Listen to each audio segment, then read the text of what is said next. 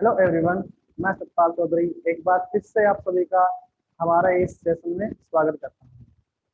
तो पीछे अपने जितने भी क्लासेस हो गई हैं, ठीक है, इसके बाद में आज की अपनी जो क्लास है उसको कंटिन्यू करते हैं एक नए टॉपिक के साथ। तो आज का जो अपना टॉपिक रहेगा वो सबसे पहले रहेगा कि चेक क्या होता है, चेक क्या होता है और डीडी क्या होती है। इन दोनों के बारे में अपने पहले ब्रीफली पढ़ेंगे और उसके बाद में इसी से रिलेटेड टॉपिक है तो नेगोशिएबल इंस्ट्रूमेंट है, उसको पढ़ेंगे। तो पहले अपने चेक और डीडी को समझ लेते हैं कि चेक और डीडी में मैंने डिफरेंस क्या होता है, कॉमन चीजें क्या होती है चेक एंड डीडी में। तो चलो करते हैं अपनी आज की क्लास शुरू। तो सबसे पहले आपको चेक के बारे में बता दें कि चेक क्या है।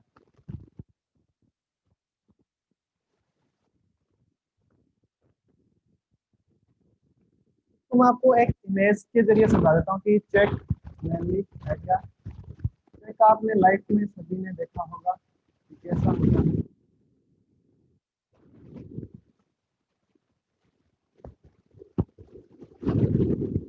इसके जो राइट हैंड में जो ऊपर वाला कॉर्नर होता है उसमें आपको पता है कि यहाँ पे क्या होती है, यहाँ पे डेट होती है। यहाँ पे क्या होगी, डेट लिखी जाती है कि चेक है वो किस तारीख को बनाया गया। ऊपर नाम आ गया बैंक का कि ये किस बैंक का चेक है। और जो पहला जो लाइन होगी वो होगी यानी किसको किसके नाम से जारी किया गया है, यानी चेक की जो पेमेंट है वो किसको मिली। फिर नीचे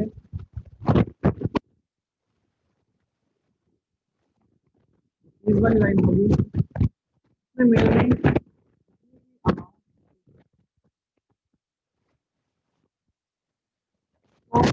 शब्दों में लिखने के लिए मेनली लाइन होती है। यहां पर जो एक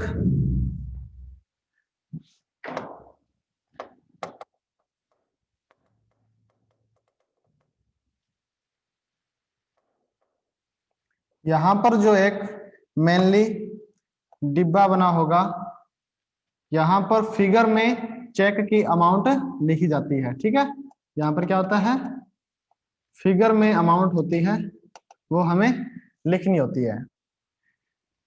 फिर यहाँ पर अकाउंट नंबर आ गया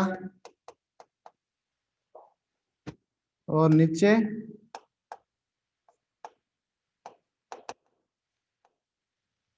एक लाइन होती है प्लीज साइन अबव, यानी इसके ऊपर अपने को साइन करने होते हैं।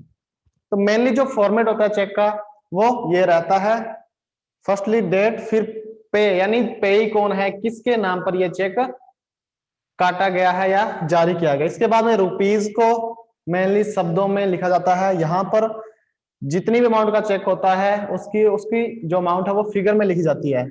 यहाँ पर जो अकाउंट नंबर होता है वो होता है, यहाँ पे होता है प्लीज साइन अबव, यानी इसके इस लाइन के ऊपर अपने को साइन करने होते हैं। और मेनली जो नीचे होते हैं यहाँ पर सबसे पहले चेक नंबर आ जाता है। चेक नंबर 6 डिजिट का होता है स्टूडेंट, कितने का, 6 डिजिट का। तो ये हमेशा याद रखना, चेक नंबर होगा वो होगा 6 डिजिट का। इसके बाद में MICR कोड आता है नीचे। ठीक है, यानी ये यहाँ पे होते हैं, ये यहाँ पे नंबर लिखे होते हैं नीचे नीचे। ठीक है, तो जो चेक की जो बिल्कुल एंड में जो लेफ्ट कॉर्नर होगी वहां पर होगा चेक नंबर, उससे आगे क्या होगा, ये होगा MICR कोड। स्टूडेंट ये होगा 9 डिजिट का। ये कितने डिजिट का होता है, 9 डिजिट का कोड होता है। अब देखिए MICR की फुल फॉर्म लगभग सबको पता होगी।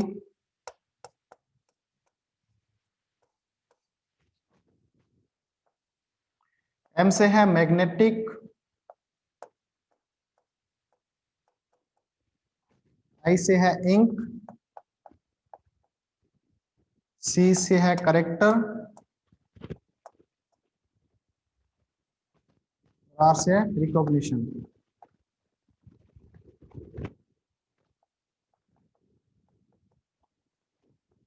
Magnetic ink character recognition. अब देखिए ये MICR है, इसमें 9 डिजिट होते हैं। फॉर एग्जांपल मैंने एक नंबर लिख दिया 9 डिजिट का, 143 144 155। अब अपने को याद रखना है कि ये जो 9 डिजिट है, ये अलग अलग जो डिजिट है वो किसको डिफाइन करते हैं। तो इसमें अपने याद रखना कि MICR में जो फर्स्ट 3 डिजिट होंगे, यानी 143, ये किसी भी सिटी को, यानी जिस जो बैंक है वो किस सिटी में है उसको रिप्रेजेंट करता है। यानी जो फर्स्ट 3 है वो किसको रिप्रेजेंट करते हैं, ये होते हैं स्टूडेंट सिटी कोड। ये क्या होते हैं, सिटी कोड होते हैं। जो नेक्स्ट जो 3 डिजिट होंगे, यानी जो 144 है, ये क्या है, ये स्टूडेंट है, ये बैंक को शो करते हैं, तो इसको अपने क्या बोलेंगे, बैंक कोड। लास्ट के जो 3 डिजिट होंगे, ये स्टूडेंट ये ब्रांच को शो करते हैं, तो ये होंगे ब्रांच कोड।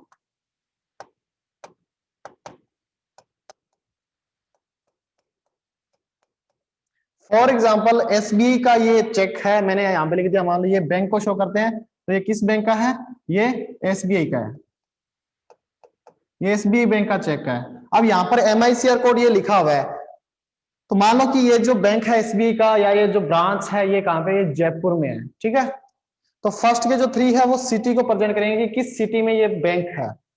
उसके बाद जो नेक्स्ट 3 है वो बैंक को शो करेंगे कि उस सिटी में कौन सा बैंक है। तो ये कौन सा बैंक आ गया, ये आ गया SBI बैंक। अब SBI बैंक जब SBI बैंक का कोड आ गया 144। अब आते हैं कि ब्रांच कोड, कि कौन सी ब्रांच है। अब जयपुर में SBI की बहुत सारी ब्रांच होंगी, तो ये कोई पर्टिकुलर जो कोड है वो उस ब्रांच का कोड है। तो इस हिसाब से MICR कोड को डिफाइन किया गया है। अब देखिए चेक नंबर 6 डिजिट का हो गया, MICR कोड हो गया 9 डिजिट के। अब आजकल जो एक आपको पता होगा, जो CTS चेक ट्रंकेशन सिस्टम जो लागू हुआ है, उसमें क्या होता है कि जो चेक है वो क्लियरिंग हाउस नहीं जाता, ठीक है। पूरे ब्रॉड लेवल पर अभी तक इंडिया में ये इंप्लीमेंट नहीं हुआ है, बट कई ब्रांचें इसको फॉलो कर रही है। तो इसमें क्या होता है कि जो MICR कोड है, यानी ये जो 9 डिजिट का कोड है, इसको एक मशीन से स्कैन किया जाता है। स्कैन करते ही ये जो चेक है ये ऑनलाइन रूप में उस पर्टिकुलर ब्रांच में चला जाएगा, ठीक है। तो जो CTS है, CTS में कौन से जो कोड यूज में होते हैं स्टूडेंट, वो होते हैं MICR कोड। तो CTS की जो फुल फॉर्म है वो लिख देता हूं मैं। CTS क्या है,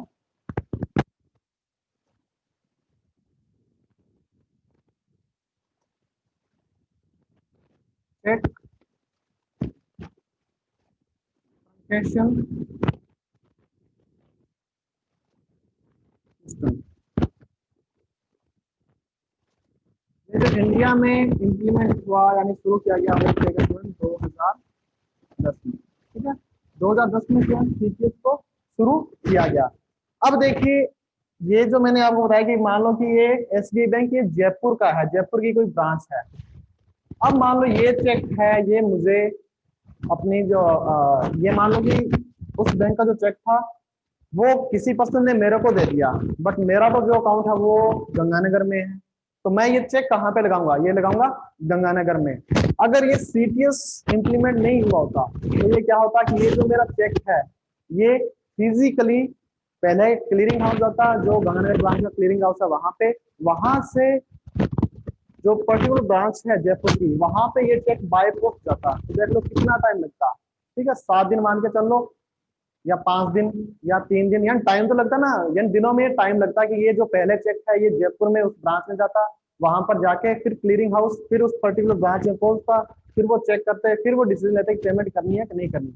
अब ये CTS है, CTS गंगानगर आया, ठीक है। यहाँ से पर्टिकुलर जो ब्रांच है, अगर उसके पास भी पावर है कि वो अगर इस कोड को स्कैन कर सकता है, यानी उसके पास जो इक्विपमेंट है, जो मशीन है, तो वो उससे क्या है MICR को स्कैन करेगा। स्कैन करते ही उस ब्रांच का एड्रेस चला जाएगा और उस ब्रांच के पास ऑनलाइन रूप में ये चेक की पूरी इमेज ये चली जाएगी जिस ब्रांच का ये चेक है, तो वहां से ही वो उसको क्लियर करना है, पेमेंट करनी है कि नहीं करनी, तो हाथों हाथ डिसीजन आ जाएगा।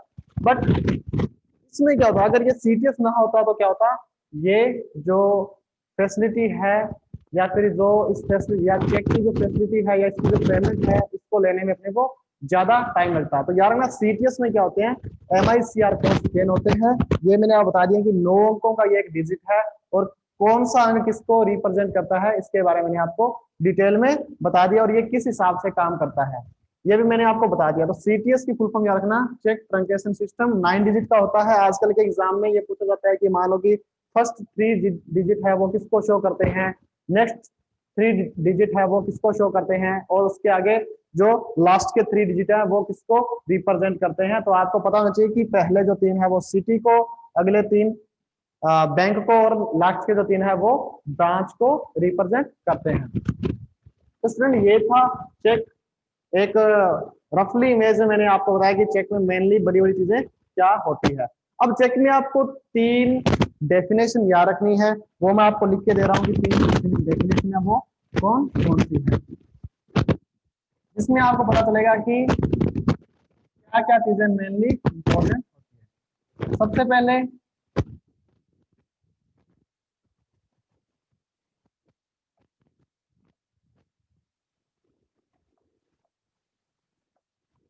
सबसे पहले आता है ड्रावर।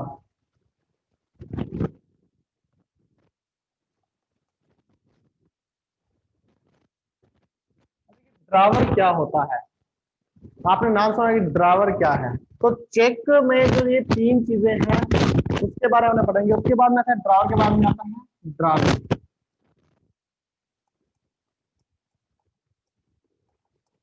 नेक्स्ट आता है पेज।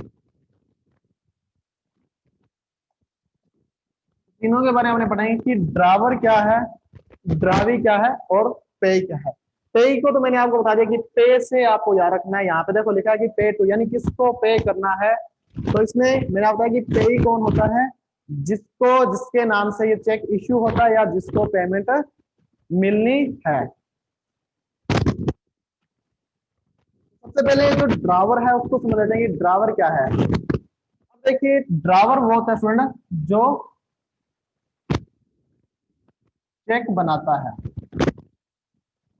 क्या करता है, चेक लिखता है या क्या है, बनाता है। वो क्या होता है स्टूडेंट, ड्रावर होता है। मान लो कि ये जो चेक था ना, ये कोई एक्स पर्सन है, इसका चेक है।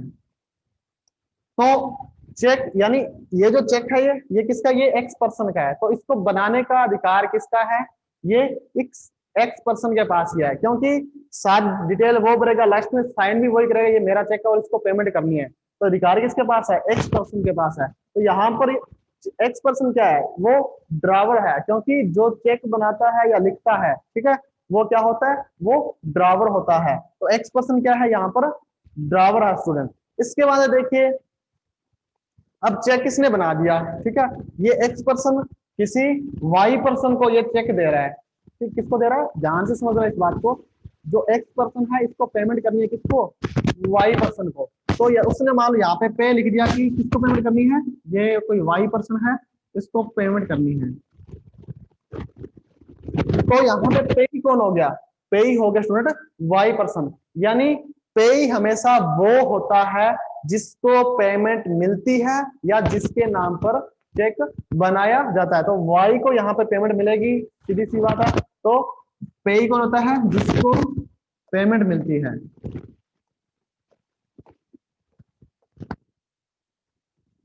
जिसको पेमेंट मिलती है, तो वो कौन हो गया स्टूडेंट, वो हो गया पे। अब देखिए अब एक चीज आती है ड्रावी की, इसको ध्यान से समझना है अपने को कि ड्रावी क्या चीज है। तो ड्रावी देखिए क्या है, ड्रावी स्टूडेंट वो होता है कि जो इस चेक की पेमेंट करेगा। ध्यान से समझना, जो इस चेक की पेमेंट करता है वो कौन होता है, ड्रावी। अब पेमेंट कौन करेगा, पेमेंट तो बैंक करेगा। तो यहां पर इस चेक का ड्रावी कौन होगा? तो यहाँ पे बैंक कौन सा है? एसबीआई बैंक है। तो सीधी सी बात याद रखनी है कि जो किसी चेक की पेमेंट करता है, पेमेंट कौन करता है? बैंक करता है। तो बैंक हमेशा क्या होता है? ड्रावी होता है स्टूडेंट। इसको अपने अच्छी तरीके से याद रखना है। तो जो पेमेंट करता है,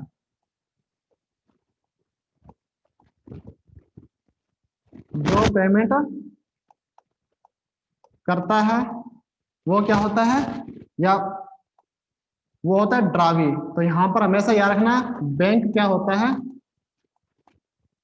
बैंक ड्रावी होता है। क्योंकि चेक की पेमेंट कौन करेगा? चेक की पेमेंट बैंक ही करेगा ना, क्योंकि चेक इश्यू कौन करता है? कस्टमर को, वही बैंक ही करता है। तो बैंक के पास ये अधिकार है कि उसके अकाउंट से पैसे डिडक्ट करके पर्टिकुलर अकाउंट होल्डर उसके अकाउंट में ट्रांसफर कर देना। तो यहाँ पर वाई पर्सन है वो हो गया पे।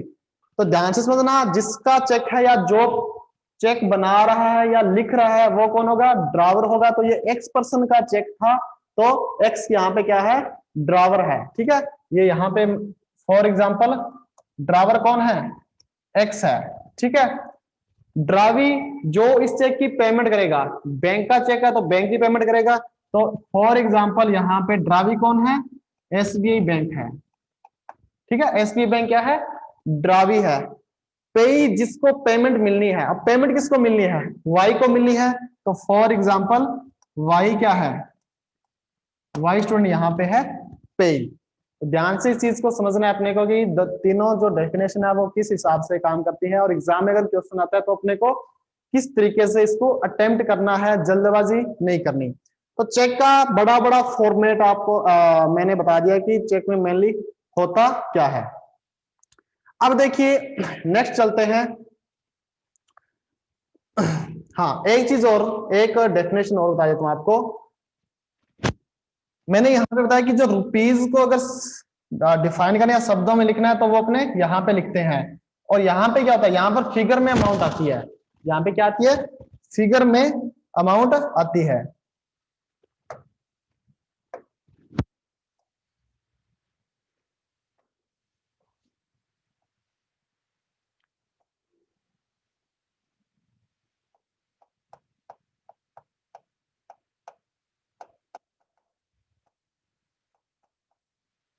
यहाँ पर फिगर में अमाउंट आती है। अब देखिए कई बार अगर हो कि कोई चेक है, ठीक है, उसमें मेनली डिफरेंस है। मान लो फिगर में अमाउंट लिखी है 10,000, ठीक है, बट जो रुपीस यहाँ पे जो शब्दों में लिखना है उसमें लिख दी कि 10,500 रुपए, ठीक है, 10,500 ओनली। अब ये दोनों में डिफरेंस आ गया, तो अगर बैंक के पास ये पावर रहती है कि अगर दोनों में से सही कौन सी मानी जाए, तो स्टूडेंट जो शब्दों में लिखी हुई अमाउंट होगी, जो 10,500 ओनली है, वो सही मानी जाती है। जो यहाँ पे अमाउंट लिखी होती है इसको मेनली सही माना जाता है अगर दोनों में माने। अगर आजकल क्या है कि दोनों में अगर मिसमैच है तो वो चेक को डिसऑनर ही करते हैं। ठीक है, तो बट अगर ये अगर बैंक के पास ये पावर है कि कौन सी अमाउंट जो लिखी है उसको सही माना जाए, तो जो शब्दों में लिखी होगी उसको सही माना जाता है। अब एक चीज और देखिए, एक वर्ड आता है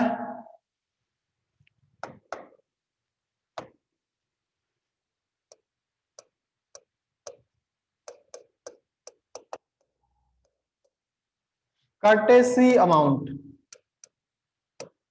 कर्टेसी अमाउंट क्या है?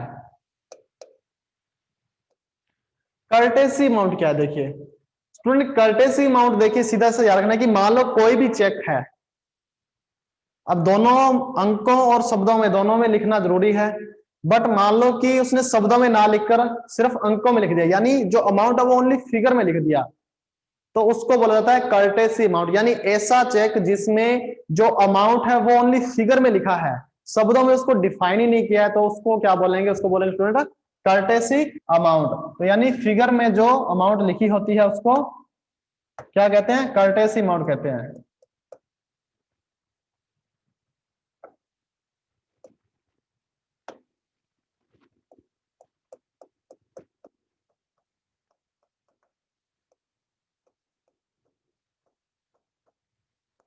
फिगर में लिखी अमाउंट तो उसको क्या बोलेंगे? Courtesy amount. तो स्टूडेंट ये मेनली जो बड़ी बड़ी चीजें हैं जिसको अपने को याद रखना है कि चेक किस हिसाब से होता है, तो ये अपने को याद रखना है। अब अपने चलते हैं कि टाइप ऑफ चेक, यानी जो चेक है वो कितने टाइप के होते हैं उसके बारे में अपने डिटेल से पढ़ेंगे ताकि आपको समझ में आ जाए। और उसके बाद में अपने पढ़ेंगे कि डीडी भी क्या है, क्योंकि चेक और डीडी में कोई ज्यादा फर्क नहीं है।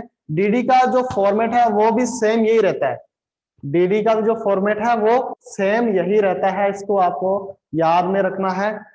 और बट डिफरेंस क्या है उसके बारे में मैं आपको बता दूंगा। पहले अपने कर लेते हैं टाइप ऑफ चेक, यानी चेक कितने टाइप का होता है।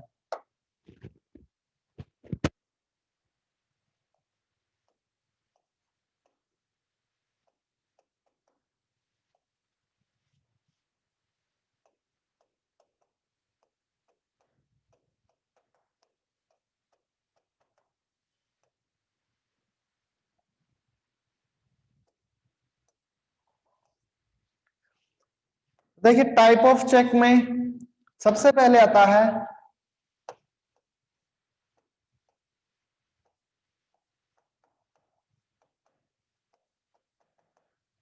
बियरर चेक, यानी इसको अपने धारक चेक भी बोलते हैं।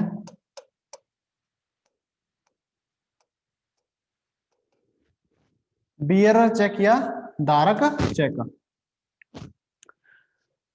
देखिए मेनली एक बैंकिंग में एक बात अपने को याद रखनी कि जितनी भी टर्मोलॉजी है, जितने भी अपने एब्रिविएशन वगैरह पढ़ते हैं, तो उसको मेनली ये कोशिश करनी है कि अपने को इंग्लिश में ही याद रखना है, क्योंकि ये इसकी जो टर्मोलॉजी है या अपने इसको समझने की जो भाषा बोल दें, तो वो क्या है कि अगर अपने इंग्लिश में याद रखें तो वो थोड़ी इजीली तरीके से याद रहेगी। अब मैं एक तो बोल दूं बियरर चेक, एक बोल दूं धारक चेक, ठीक है, तो ऐसी इसमें क्या थी, हिंदी और इंग्लिश में बहुत बड़ा डिफरेंस हो जाता है।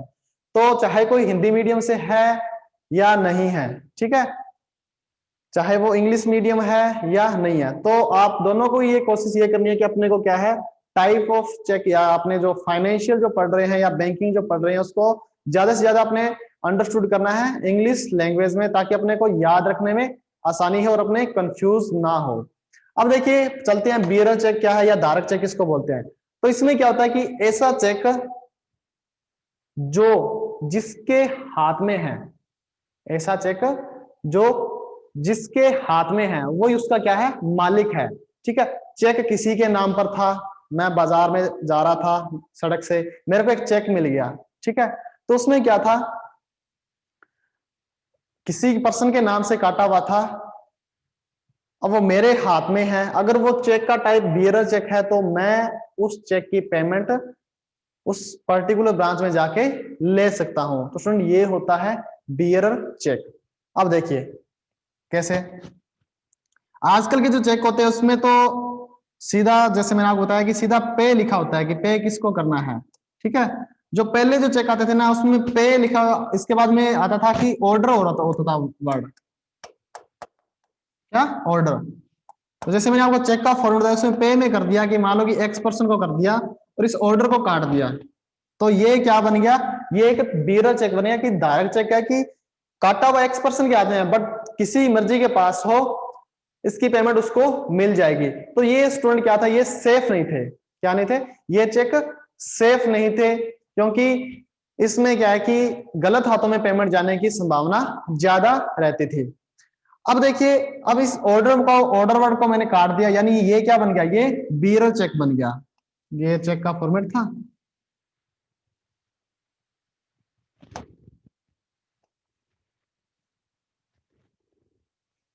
ये चेक का फॉर्मेट था पे एक्स, यहाँ पे रुपीज आ गया,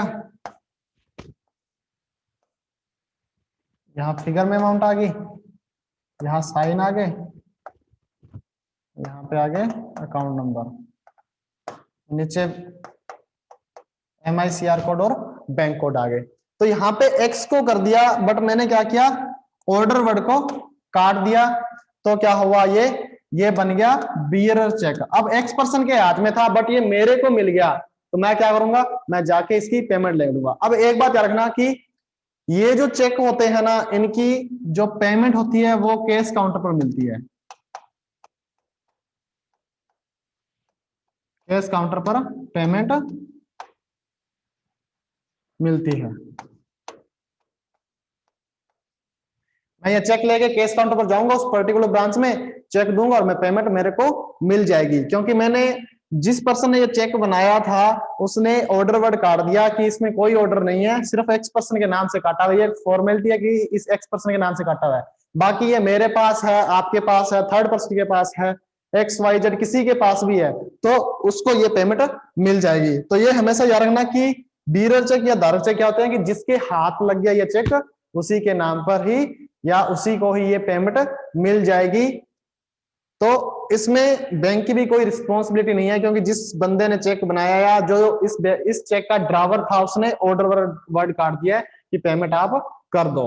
ठीक है, तो ये इनकी पेमेंट कैश काउंटर पर होती है, ये हमेशा याद रखना है, और ये सेफ नहीं होते, ये हमेशा याद रखना है। तो एग्जाम में अगर आ जाए कि ऐसा चेक जो किसी मर्जी व्यक्ति के नाम पर काटा हुआ है बट उसकी जो पेमेंट है वो कोई थर्ड पर्सन भी उठा सकता है, फोर्थ पर्सन यानी कोई भी पर्सन उठा सकता है, तो वो कौन सा चेक होता है? वो होता है बियरर चेक। आई होप कि आपको अच्छे तरीके से समझ में आ गया हो कि बियरर चेक है क्या। इसके बाद नेक्स्ट अपने चलते हैं ऑर्डर चेक।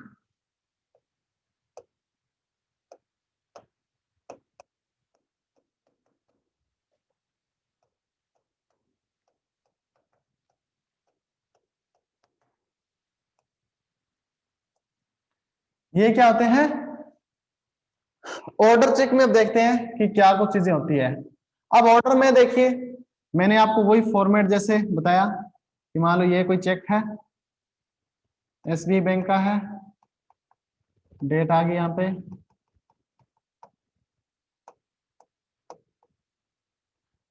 पे करना है एक्स को। ठीक है, यहां पर जो वर्ड था ऑर्डर, आज के चेकों में ऐसा कुछ आगे आता नहीं, आज के चेकों में सिर्फ पे आगे नाम होता है, क्योंकि आजकल जो भी चेक होते हैं लगभग उनको अकाउंट पे ही बना देते हैं, जो भी ड्रावर होते हैं या जो चेक बनाते हैं। ठीक है, तो वो सेव करने के लिए है कि ताकि कोई भी फ्रॉडबाजी ना हो। अब ये ऑर्डर कर दिया वर्ड, ठीक है, ऑर्डर और बियरर, ऑर्डर और बियरर।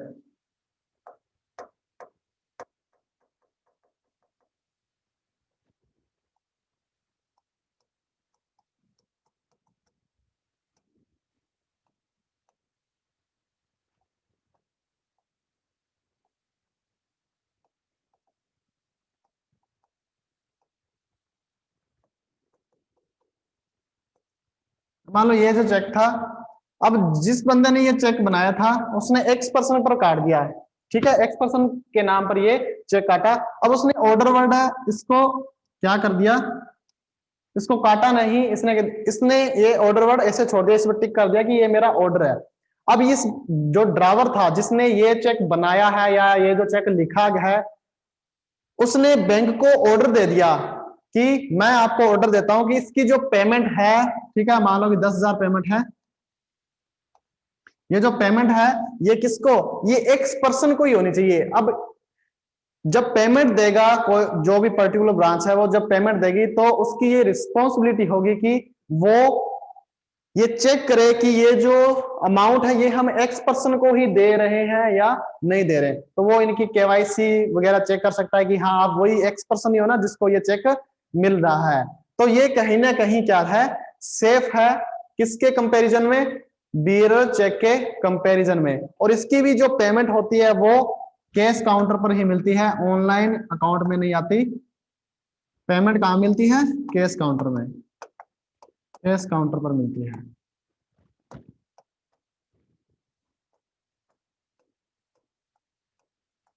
अब इसकी पेमेंट किसको मिलेगी?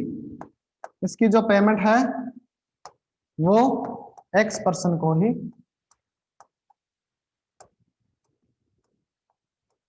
एक्स पर्सन को ही मिलेगी।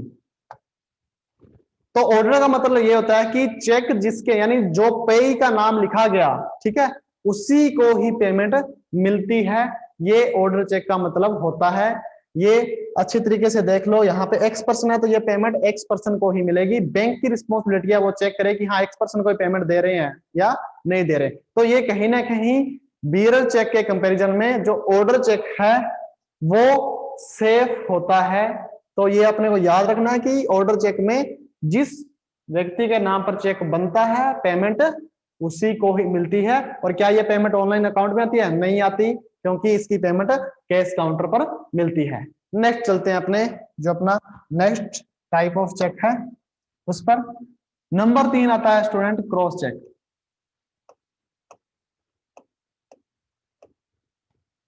क्रॉस चेक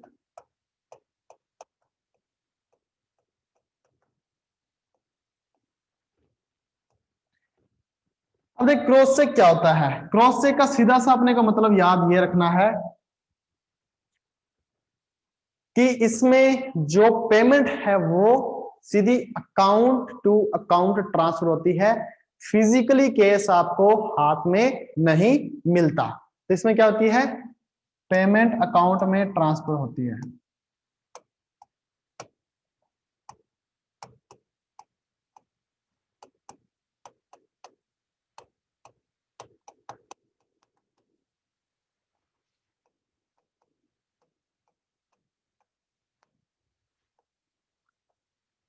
ठीक है, कैश काउंटर पर इसकी पेमेंट नहीं होती।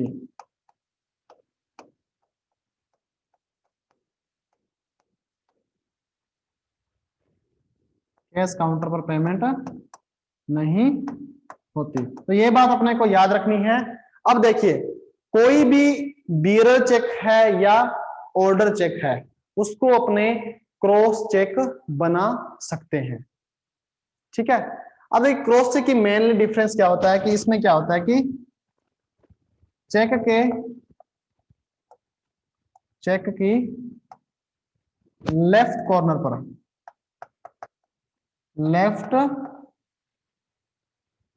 पर ठीक है, जो अपर की लेफ्ट कॉर्नर होगी, चेक की लेफ्ट कॉर्नर पर दो पैरेलल यानी दो समांतर रेखाएं खींची जाती है।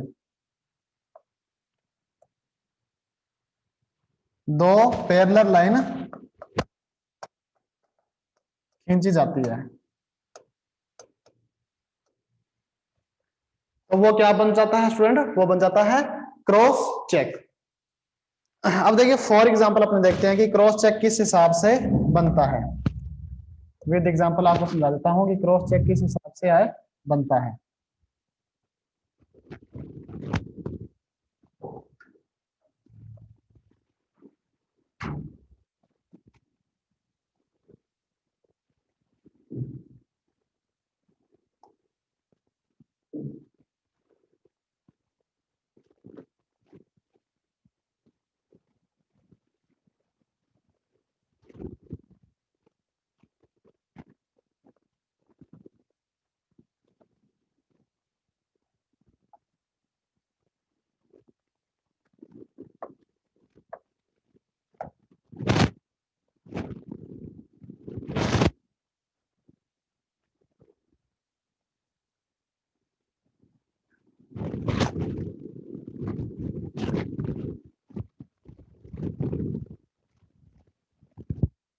हमारे ये जो चेक था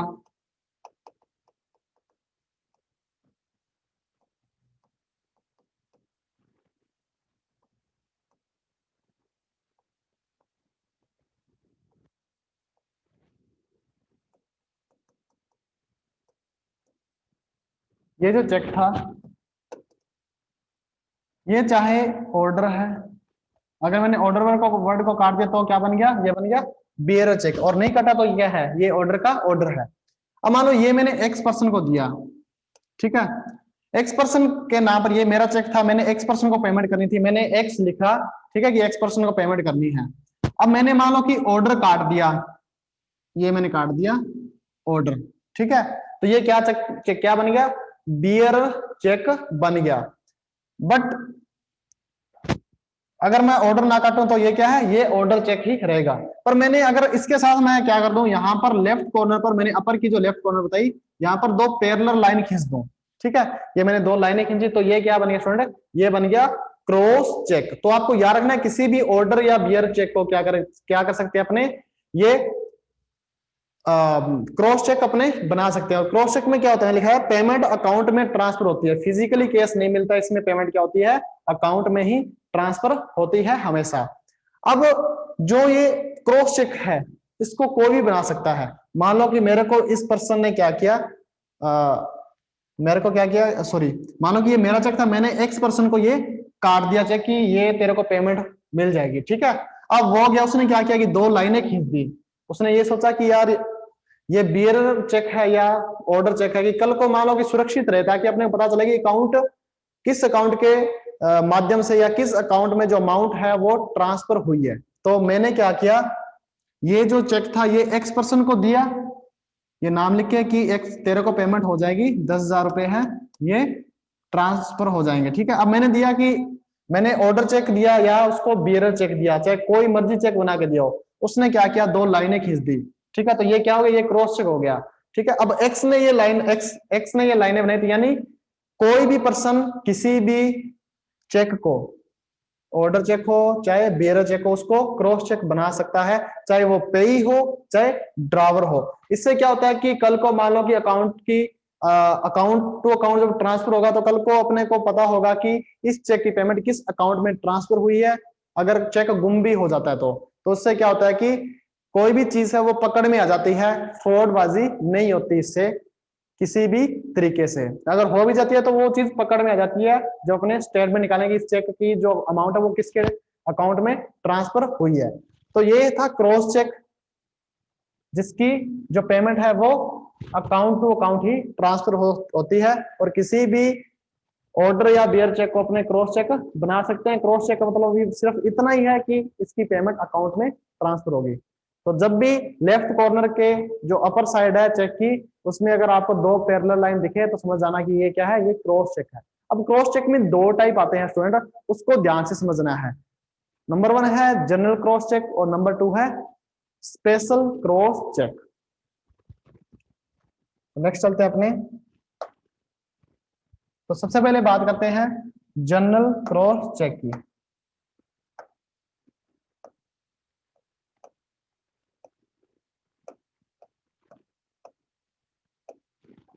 जनरल क्रॉस चेक,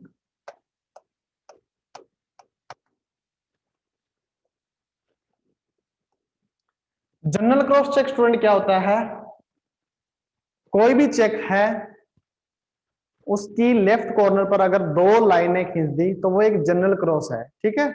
एक साधारण क्रॉस चेक होता है वो, विद एग्जांपल समझ लेते हैं अपने इसको।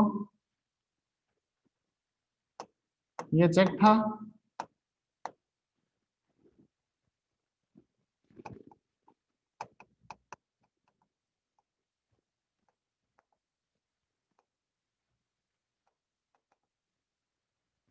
ये चेक था जैसे,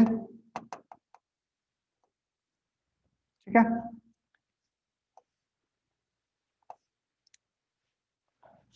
एसबीआई का मान लो, अब ये चेक था, इसके मैंने लेफ्ट कॉर्नर पर क्या की 2 लाइनें खींच दी, तो ये क्या था क्रॉस चेक। बट ये जो क्रॉस होता है ना, ये इसको क्या बोलते हैं, इसको बोलते हैं जनरल क्रॉस चेक। अब देख समझिए इसको कैसे होता है। अब मैंने ये चेक एक्स पर्सन को दिया, ठीक है, किसको दिया, एक्स पर्सन को। पेमेंट किसको होनी चाहिए, एक्स पर्सन को होनी चाहिए मैंने। और ये पेमेंट कैसे होगी, ये अकाउंट टू अकाउंट ही ट्रांसफर होगी। यहां पर मैंने क्रॉस लगा दिया, यानी जनरल क्रॉस है ये, तो इसका मतलब ये अकाउंट टू अकाउंट ट्रांसफर होगी। बट इसका मतलब ये नहीं कि इसकी जो पेमेंट है वो एक्स के अकाउंट में ही ट्रांसफर होगी। इसका कोई भी ये जरूरी नहीं है कि जो पेमेंट है वो एक्स के अकाउंट में ही ट्रांसफर होगी। फॉर एग्जांपल समझ लेते हैं, मान लो अपने, मान लो कि ये जो चेक था ये मैंने दिया एक्स को, ठीक है। चेक या पेमेंट किसको नहीं थी, ये पेई कौन था, ये एक्स था, इसके अकाउंट में ट्रांसफर होनी थी। बट क्या था कि अब अकाउंट में ट्रांसफर नहीं हो, एक्स का अकाउंट ही नहीं है, एक्स का क्या नहीं है, अकाउंट ही नहीं है। तो एक्स का जो फादर है, एक्स का क्या था, फादर है, इसका अकाउंट है, इसका अकाउंट है, चाहे किसी भी बैंक में है बट इसका अकाउंट है। अब चेक किसने काटा? चेक मैंने बनाया ना, चेक किसने बनाया? ये मैंने बनाया, यानी मैं क्या था? ड्रावर था, मैं ड्रावर था। पे कौन था? एक्स था। बट मैंने इस चेक को क्या किया? अकाउंट पे ही बना दिया कि अकाउंट में ही ट्रांसफर होनी चाहिए, ठीक है। क्रॉस चेक यानी जनरल क्रॉस चेक मैंने बना दिया। एक्स का अकाउंट नहीं है, किसी भी बैंक में अकाउंट ही नहीं है इसका।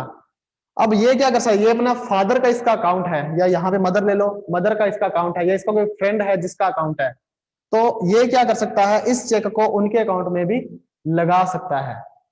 यानी इसको अपने बोलते हैं नेगोशिएबल। नेगोशिएबल ये होता है कि जब कोई भी चीज है या कोई भी इंस्ट्रूमेंट है, उसकी जो ओनरशिप है वो अपने चेंज कर रहे हैं। था चेक एक्स का, एक्स को पेमेंट होनी चाहिए, बट ये अकाउंट किसके अकाउंट में पेमेंट आएगी? ये इसके फादर के, या यहाँ पे इसका कोई मदर के अकाउंट से लगाता है तो उसके मदर के अकाउंट में या उसके फ्रेंड के अकाउंट में ये पेमेंट आएगी।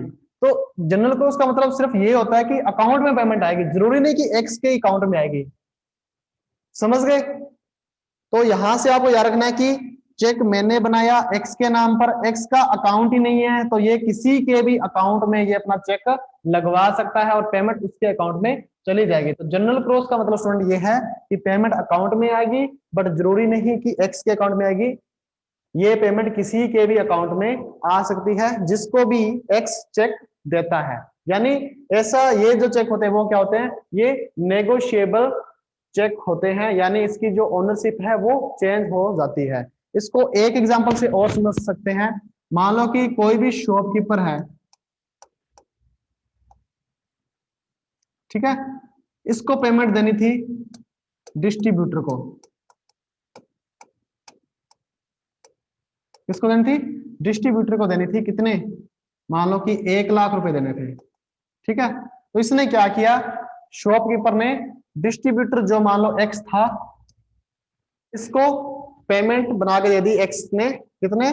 मान लो ये 1 लाख। यहाँ पे फिगर में लिख रहा हूँ वैसे, यहाँ पे हालांकि फिगर में लिखा नहीं जाता यहाँ पे, बट मैं फॉर एग्जाम्पल आपको बता रहा हूँ, ठीक है। यहाँ पर शब्दों में आता है हमेशा। तो 1 लाख का चेक बना के दे दिया एक्स को, कि दिया किसको? ठीक है, डिस्ट्रीब्यूटर। डिस्ट्रीब्यूटर था एक्स। अब ये 1 लाख इसने दे दिया। अब कोई कंपनी थी जिससे ये डिस्ट्रीब्यूटर क्या करता है? अपना सामान लेता है, ठीक है। इसको भी क्या थे? 1 लाख रुपए देने थे। किसने? डिस्ट्रीब्यूटर एक्स ने कंपनी को, ठीक है। अब एक चीज तो ये है कि मैंने जो शॉपकीपर मान लो मैं हूं, मैंने एक्स को, जो डिस्ट्रीब्यूटर था, इसको मैंने चेक दिया। अब ये पहले अपने अकाउंट में लगाए, फिर इसके अकाउंट में पेमेंट ट्रांसफर होगी, फिर ये चेक बना के देगा कंपनी को, फिर कंपनी अपने ब्रांच में लगाएगा, फिर वो चेक पास होगा। तो ये थोड़ा लंबा काम हो गया ना। बट अब इसमें क्या हो सकता है? मैंने चेक बना के दिया एक्स को, जो डिस्ट्रीब्यूटर था, यहां से चेक गया यहाँ पे। अब एक्स ने सोचा यार मेरे को 1 लाख रुपए आगे देना ही है, कंपनी को देना ही है, तो मैं क्या करता हूँ? यही चेक किसको दे देता हूँ? कंपनी को। तो ये कंपनी को दे दिए। चेक किसके नाम पर है? एक्स ने है। कंपनी ने अकाउंट अपने ब्रांच में जाके ये चेक लगाया और पेमेंट किसके अकाउंट में आ गई? ये आ गई कंपनी के अकाउंट में। तो आई तो अकाउंट में ही है ना, फिजिकली केस तो नहीं मिला। तो इसका फायदा ये होता है कि जो जनरल क्रॉस चेक है ये नेगोशिएबल चेक भी होता है, यानी इसकी जो ओनरशिप है वो चेंज हो जाती है। कटा या बना किसी के नाम पर है चेक, बट पेमेंट किसी कोई भी उठा सकता है, बट उसके अकाउंट में ही आती है। तो ये होता है स्टूडेंट सीधा सीधा सा जनरल क्रॉस चेक। नेक्स्ट अपने चलते हैं। आई होप कि ये आपको समझ में आ गया होगा। नेक्स्ट है student special cross check. Special cross check. अब देखिए स्पेशल क्रॉस चेक क्या होता है। स्पेशल क्रॉस आपको याद रखना है कि जब भी कोई जनरल क्रॉस चेक है, जनरल क्रॉस चेक कौन सा? जिसमें जो लेफ्ट कॉर्नर पर, चेक की अपर साइड की लेफ्ट कॉर्नर पर 2 पैरेलल लाइनें खींच दी, तो वो हो गया जनरल क्रॉस चेक, या आपने क्रॉस चेक बोल सकते हैं। तो उसका जो पहला टाइप है जनरल क्रॉस चेक। अब उन 2 पैरेलल जो लाइन है, उन लाइन के बीच में कुछ भी नाम लिख दिया, कोई बैंक का नेम, किसी पर्सन का नेम, तो वो क्या होगा? वो बन जाएगा स्टूडेंट स्पेशल क्रॉस चेक। अब देखिए वो कैसे होता है। ये चेक है, ठीक है।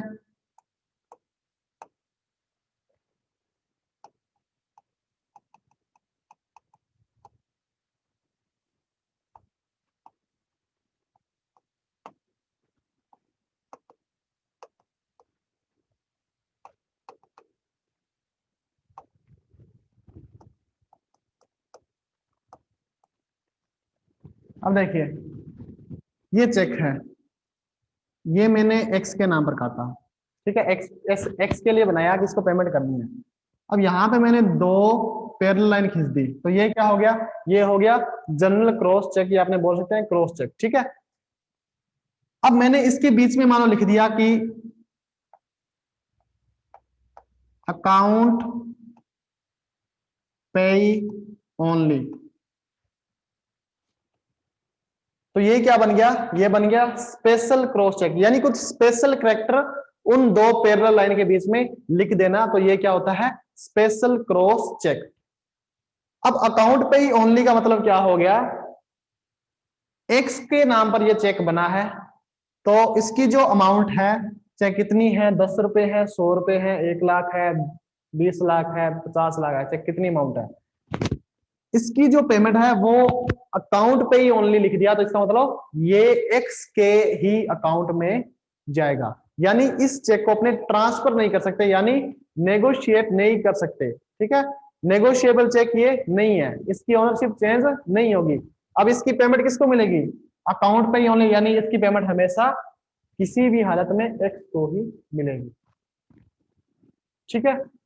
इसकी पेमेंट है एक्स को ही मिलेगी। अब ये नहीं कि एक्स के पास अकाउंट नहीं है या फिर एक्स को पेमेंट करनी है वाई को, तो ये चेक वाई को दे देगा और वाई अपने अकाउंट में लगा देगा, तो इसकी पेमेंट नहीं होगी, ठीक है। ये इसकी पेमेंट सिर्फ एक्स को ही मिलेगी।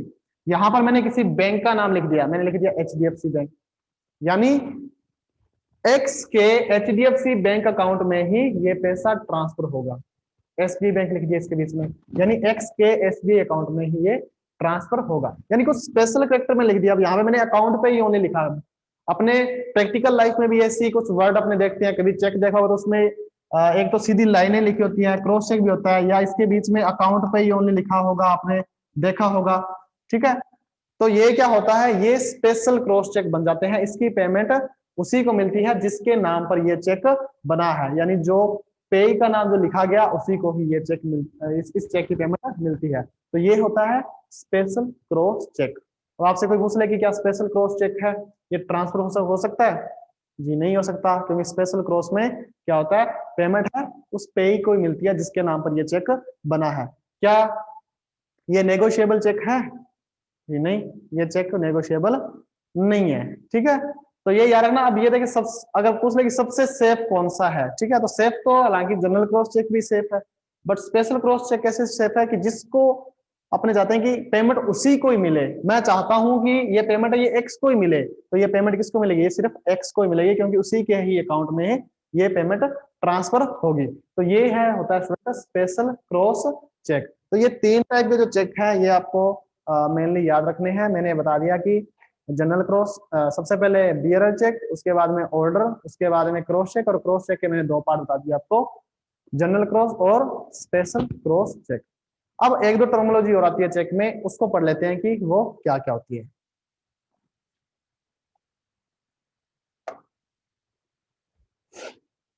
एक आपने नाम सुना होगा, एंटीडेटेड चेक,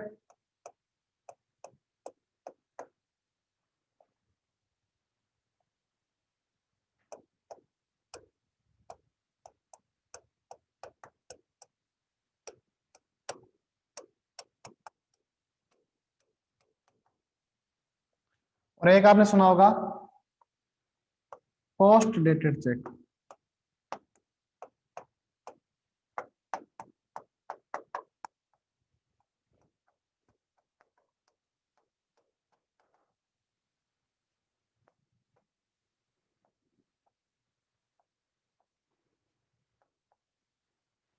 पोस्ट डेटेड चेक।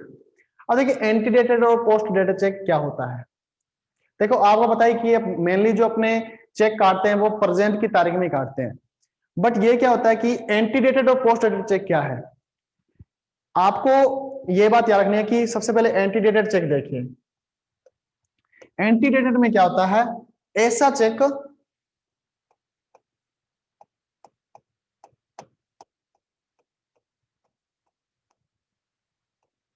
जो प्रेजेंट से पीछे की तारीख में लिखा गया हो या बनाया गया हो, तो वो क्या होता है, एंटीडेटेड चेक स्टूडेंट कहलाता है। ऐसा चेक जो प्रेजेंट से पीछे की तारीख में लिखा होता है। फॉर एग्जाम्पल ये मेरा चेक है, यहां पे मैंने आपको बताया कि यहाँ पे डेट आती है, डे, मंथ और ईयर, ठीक है। अब मान लो कि आज जो तारीख थी वो क्या है, फॉर एग्जाम्पल मान लो मैं कहता हूं कि आज की तारीख है वो क्या है, 1 जनवरी 2020 है, फॉर एग्जाम्पल, ठीक है, 1 जनवरी 2020 है। अब मैंने क्या किया, जो ये मैंने चेक बनाया, ये जो चेक बनाया मैंने, तारीख आज क्या थी, 1 जनवरी थी, बट मैंने ये जो चेक था इसको आज की तारीख से पीछे की तारीख में बना दिया। यहां पे मैंने लिखा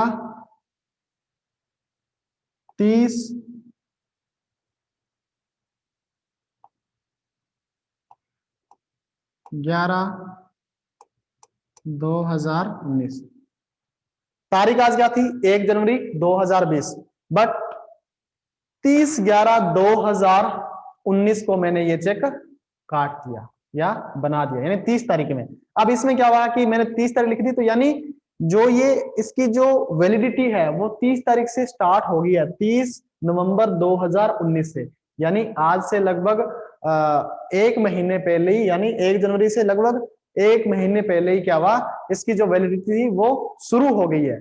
इसके बाद में ये कभी भी ले सकते हैं, ठीक है। तो यानी आज की जो तारीख है, यानी प्रेजेंट का जो दिन है, उससे पीछे की तारीख में अगर कोई चेक लिखा जाता है या बनाया जाता है तो उसको कहते हैं एंटी डेटेड चेक। अब बात आती है पोस्ट डेटेड चेक। अब पोस्ट डेटेड चेक देखिए क्या होता है, ऐसा check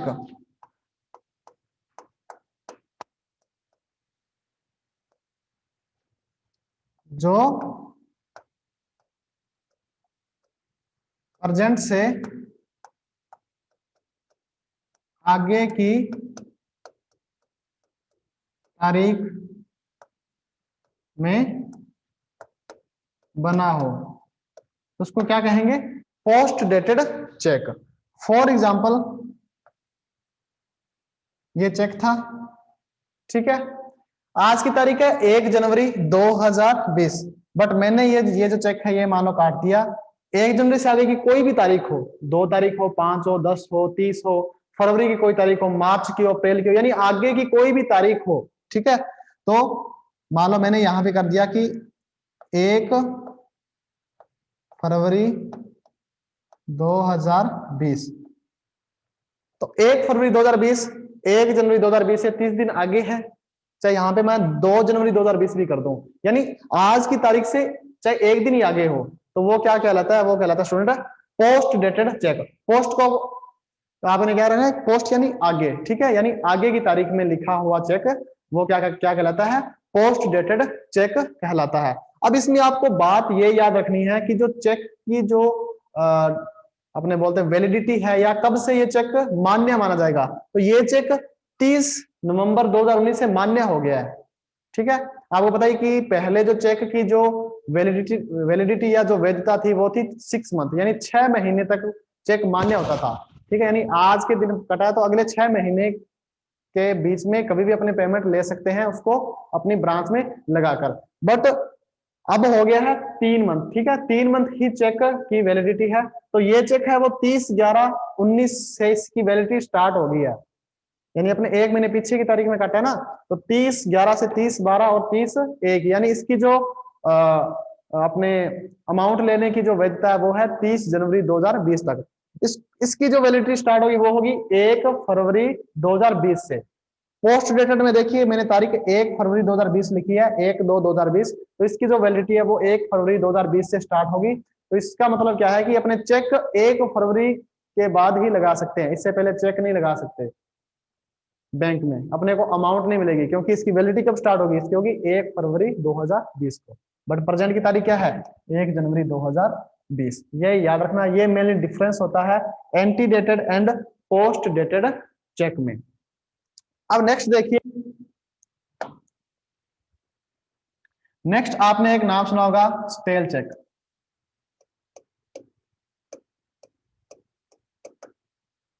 stale check,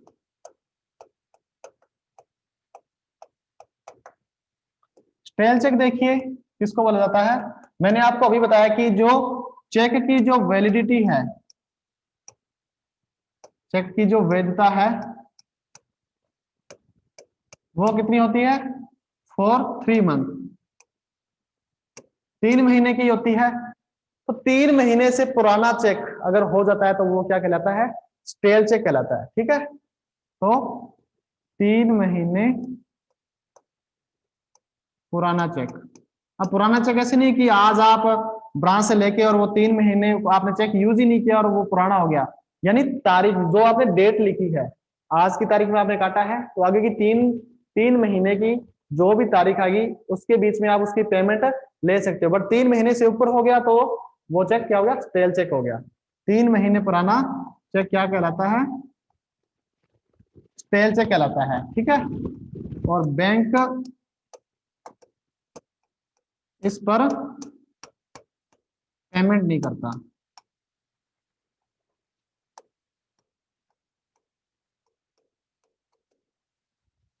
for example ये चेक है,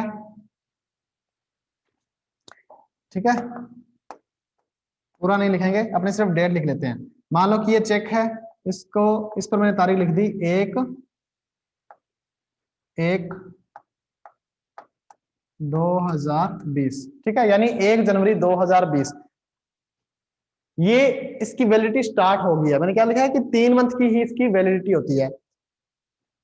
अब इस चेक की 1 जनवरी से वैलिडिटी स्टार्ट होगी, तो इसकी पेमेंट अपने कब ले सकते हैं, 1 जनवरी से 1 फरवरी, 1 मार्च और 1 अप्रैल। यानी ये जो चेक है ये 1 अप्रैल, यानी अप्रैल भी नहीं बोल सकते अपने, 31 मार्च बोल सकते हैं। ठीक है, यानी 1 अप्रैल से पहले पहले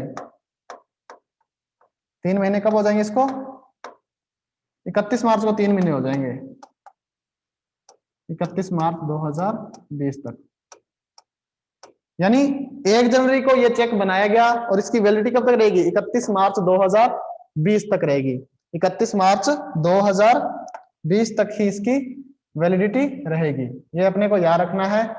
तो इस 31 मार्च के बाद मान लो आपको 1 अप्रैल को आप अगर ये चेक लगाते हो तो ये चेक क्या होगा, ये स्टेल चेक हो गया।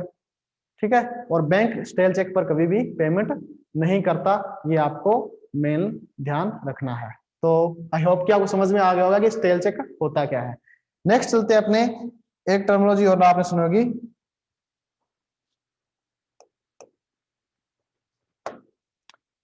नेक्स्ट आता है म्यूटिलेटेड चेक।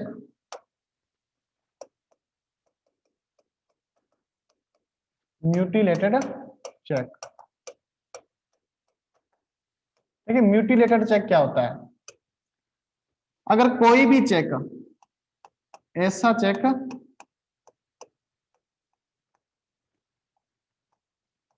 जो कटा फटा है, ठीक है, या फिर क्या है, ओवर राइटिंग है,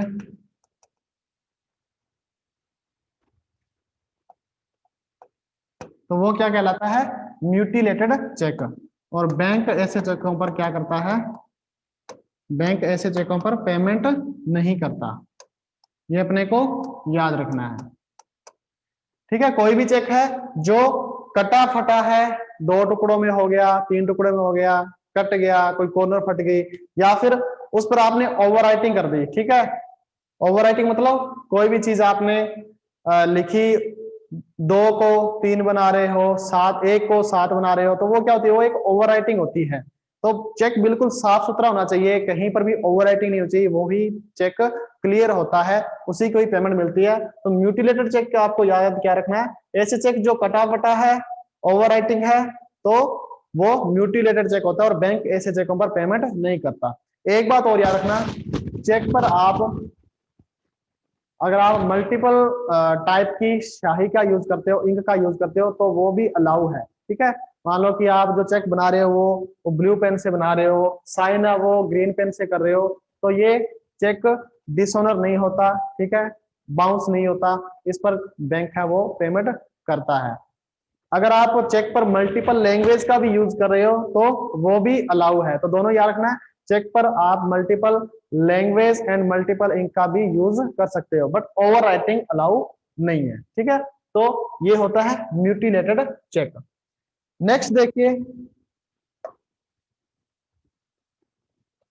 नेक्स्ट एक चीज आती है, एक आपने सुना होगा बाउंस की, चेक बाउंस हो गया, बाउंस ऑफ चेक। और एक आपने और नाम सुना होगा, चेक डिसऑनर हो गया,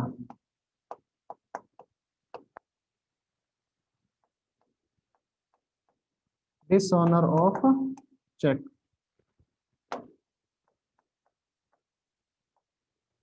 इन दोनों में डिफरेंस क्या है, चेक का बाउंस होना और डिसऑनर होना, इसमें क्या है? तो बाउंस देखिए कब होता है, जब आपके अकाउंट में सफिशिएंट बैलेंस ना हो। आपने अपने अकाउंट से जो चेक बना के दिया वो दिया 1 लाख का, अब आपके अकाउंट में मान लो 1 लाख है ही नहीं, 99,000 ही है, 90 है, 50,000 ही है, यानी 1 लाख से तो अमाउंट कम है ना, तो क्या हो जाएगा, चेक बाउंस हो जाएगा।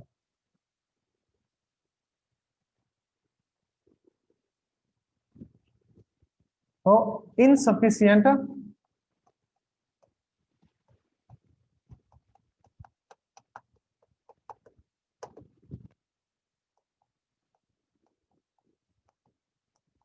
बैलेंस के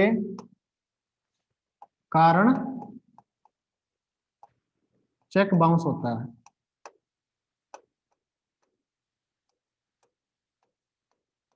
चेक बाउंस होता है, तो ये आपको याद रखना कि जब चेक अपने अकाउंट में सफिशिएंट बैलेंस ना हो तो चेक बाउंस होता है। अकाउंट में इनसफिशिएंट बैलेंस के कारण बाउंस होता है। आपने 1 लाख का चेक बना दिया, ठीक है, तो अगर 1 लाख नहीं है तो आपका चेक क्या हो जाएगा, ये हो जाएगा बाउंस हो जाएगा। अब देखिए डिसऑनर चेक होता क्या होता है, ठीक है, एक अपने सीडीए बोलते हैं, चेक डिसऑनर। ठीक है, तो यानी जो चेक डिसऑनर कब होता है, जब चेक अपनी जो प्रेजेंट वैल्यू है वो रिप्रेजेंट नहीं करवाता। तो डिसऑनर चेक कौन से होते हैं, ऐसे चेक जो म्यूटिलेटेड होते हैं। अब म्यूटिलेटेड चेक कौन से होते हैं, जो कटे फटे या जिसमें ओवरराइटिंग होती है। तो डिसऑनर चेक कौन से होते हैं, म्यूटिलेटेड चेक, म्यूटिलेटेड चेक होते हैं। तो अगर कोई भी म्यूटिलेटेड चेक बैंक में जाता है तो बैंक उसको क्या कर देता है, डिसऑनर कर देता है। ठीक है, क्योंकि चेक को खुद को रिप्रेजेंट करने में क्षमता नहीं होती, तो चेक को बैंक का वो उसको क्या कर देता है, डिसऑनर कर देता है। तो याद रखना, बाउंस चेक कब होता है, जब सफिशिएंट बैलेंस ना हो अकाउंट में। डिसऑनर कब होता है, जब चेक म्यूटिलेटेड हो। तो म्यूटिलेटेड मैं आपको अभी बता गया हूं कि म्यूटिलेटेड चेक ऐसा होता है जो कटा फटा गंदा हो गया, ठीक है, या फिर उस पर ओवर राइटिंग है, तो वो चेक म्यूटिलेटेड होता है। तो आई होप कि आपको सारा कुछ समझ में आ गया होगा कि बाउंस ऑफ चेक और डिसऑनर ऑफ चेक क्या होता है। ठीक है, अब आगे देखिए एक चीज और, अगर चेक बाउंस हो जाता है, ठीक है, तो ऐसे केस अगर पार्टी कोर्ट में भी जा सकती है और अपनी जो रिकवरी है उसकी मांग कर सकती है अपनी मन मर्जी से। अगर चेक 1 लाख है तो उस पर को 5 लाख का रिप्रेजेंट करके बना सकती है। ठीक है, यानी बाउंस ऑफ चेक, यानी चेक जब बाउंस होता है तो उसमें जो बैंक की जो ब्रांड वैल्यू है वो भी कम होती है। तो बाउंस ऑफ चेक में क्या होता है कि इसमें सजा का प्रावधान भी है, ठीक है, जुर्माना भी लग सकता है।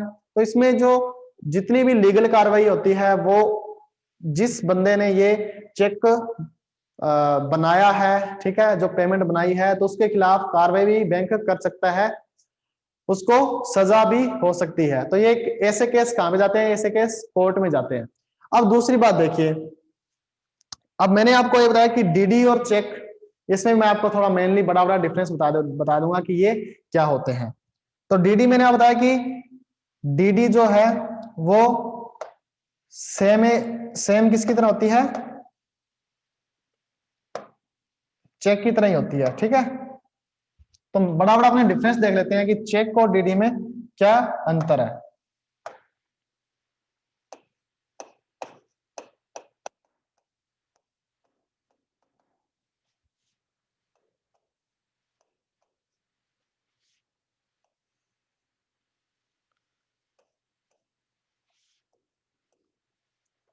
चेक की डीडी की जो फुल फॉर्म है वो स्टूडेंट है demand draft. Demand draft.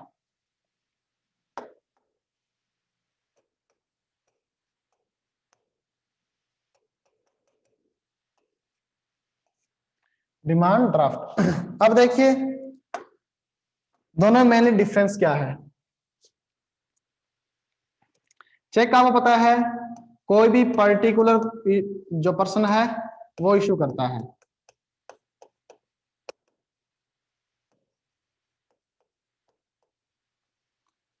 Particular person बनाता है कौन? चेक को। आपका अकाउंट, आपके पास चेकबुक है तो आप चेक बना सकते हो, किसी को पेमेंट देनी है, मैं बना रहा हूं, तो ये कोई भी पर्टिकुलर पर्सन बना सकता है। बट जो डीडी है ना, ये हमेशा कौन बनाता है? बैंक बनाता है। कौन बनाता है? बैंक बनाता है। ये अपने को मेनली जो डिफरेंस है, मेन डिफरेंस है, वो याद रखना है। दूसरा देखिए, चेक अगर आपने बनाया तो आप चेक को रोक भी सकते हो। आपको लगा कि मेरा ये चेक है, ये गुम हो गया, इसकी पेमेंट ना हो, तो आप पर्टिकुलर ब्रांच में बोल के चेक रोक सकते हो, यानी चेक कैन बी स्टॉपेड।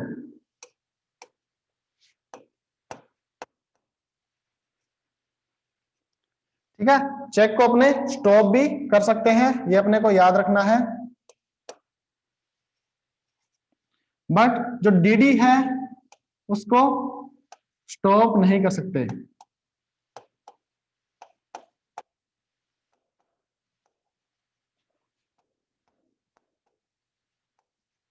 ठीक है। नंबर थर्ड बात, चेक है वो एंटीडेटेड या फिर पोस्ट डेटेड बनाया जा सकता है।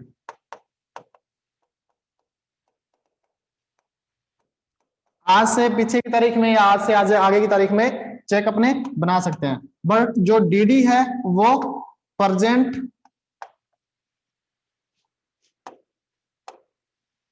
जो डीडी है वो प्रेजेंट की तारीख में ही बनती है।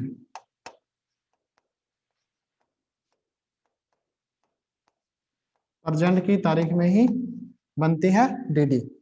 अब देखिए नंबर फोर्थ, जो इन दोनों में कॉमन चीज है, दोनों ये ना वो किसके अंदर आते हैं? नेगोशिएबल इंस्ट्रूमेंट एक्ट जो 1881 है, इसमें डिफाइन किया गया है।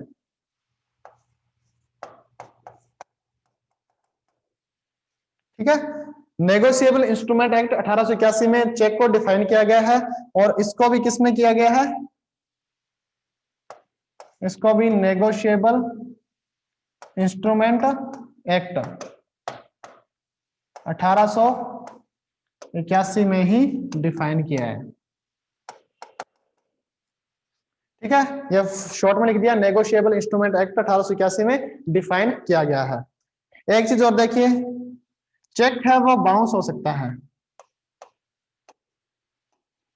अगर बैलेंस नहीं है तो बाउंस हो जाएगा अकाउंट में, मैंने 1 लाख का दिया या 10, मैंने मान लो कि 10,000 का चेक दिया, 10,000 मेरे अकाउंट में नहीं है तो क्या होगा, ये हो जाएंगे, बाउंस हो जाएंगे। बट डीडी कभी भी बाउंस नहीं होती, ठीक है, क्योंकि बैंक इशू करता है तो बैंक के पास तो हमेशा ही पैसा होता ही है अकाउंट में, तो बैंक को तो इसकी पेमेंट करनी पड़ती है, तो डीडी कभी भी बाउंस नहीं होती।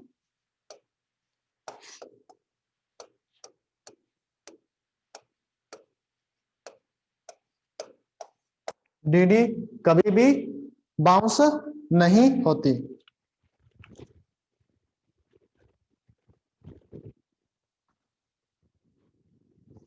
ठीक है, तो ये जो मेनली डिफरेंस है वो आता है चेक और डीडी में क्या क्या डिफरेंस है। हाँ, एक चीज दोनों में कॉमन हो रहा है, इसकी भी जो वैलिडिटी है वो 3 मंथ है, यानी 3 मंथ बाद चेक क्या है, ये स्टेल हो जाता है। चेक क्या हो जाता है, स्टेल हो जाता है। स्टेल चेक हो जाता है कब, 3 मंथ बाद। और जो डीडी है वो भी आफ्टर 3 मंथ ये भी स्टेल हो जाती है। स्टेल यानी 3 महीने पुराने होगी तो इस पर बैंक पेमेंट नहीं करता। तो दोनों में कॉमन बात क्या है, ये दोनों स्टेल होती है 3 मंथ, दोनों की वैलिडिटी वैधता 3 मंथ ही है। और दोनों नेगोशिएबल इंस्ट्रूमेंट एक्ट 1881 में के अंतर्गत आते हैं। ये दो इनमें कॉमन है, ये याद रखना। और चेक में मैंने आपको 3 पार्टियां दिखाई थी, ड्रावर जो चेक बनाता है, ड्रावी जो पेमेंट करता है, दोनों अलग अलग हो गए, और पेई तीसरी पार्टी जिसको पेमेंट मिलती है। तो तीनों कंडीशन में क्या है, पार्टी कितनी होती है, तो उसमें 3 होती है। अब डीडी है, बनाता कौन है, बैंक ही बनाता है, पेमेंट कौन करेगा, वो बैंक ही करेगा, जो बैंक इसको इशू करता है, और पेई जिसको पेमेंट मिलती है। तो इसमें ये याद रखना कि जो ड्रावर होता है जो बनाता है, तो डीडी को कौन बनाएगा, बैंक इशू करता बैंक बनाएगा, एंड जो ड्रावी यानी जो पेमेंट करता है वो दोनों कौन होते हैं डीडी में, वो बैंक ही होते हैं। ड्रावर एंड ड्रावी कौन होंगे, ये होगा बैंक होता है, ये याद रखना। ठीक है, क्योंकि इसमें सिर्फ 2 ही पार्टी होगी। एसबीआई बैंक ने डीडी बनाई है तो पेमेंट कौन करेगा, एसबीआई करेगा।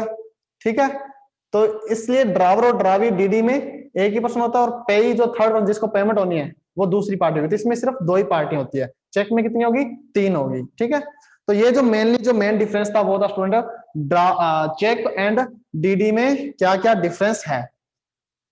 अब आपको सारा कुछ समझ में आ गया होगा कि चेक में मेनली क्या क्या चीजें होती है, कौन कौन सी डेफिनेशन है वो यूज में होती है। ठीक है, और डीडी और चेक में मेनली जो डिफरेंस है वो क्या है। तो सबसे पहले मैंने आपको ये चीज इसलिए कराएगी कि आगे जो मैं आपको टॉपिक कराने वाला हूँ, नेगोशिएबल इंस्ट्रूमेंट एक्ट, जो मैंने आपको यहाँ पे लिखाया है। ठीक है, तो ये आपको तभी समझ में आएगा जब आपको चेक और डीडी के बारे में आप का माइंड पूरा सेटअप होगा कि हाँ ये चीज ऐसे करके ऐसे होती है। तो अपनी जो नेक्स्ट जो क्लास रहेगी स्टूडेंट वो रहेगी नेगोशिएबल इंस्ट्रूमेंट एक्ट 1881। सो मिलते हैं अपने नेक्स्ट सेशन में। Thank you.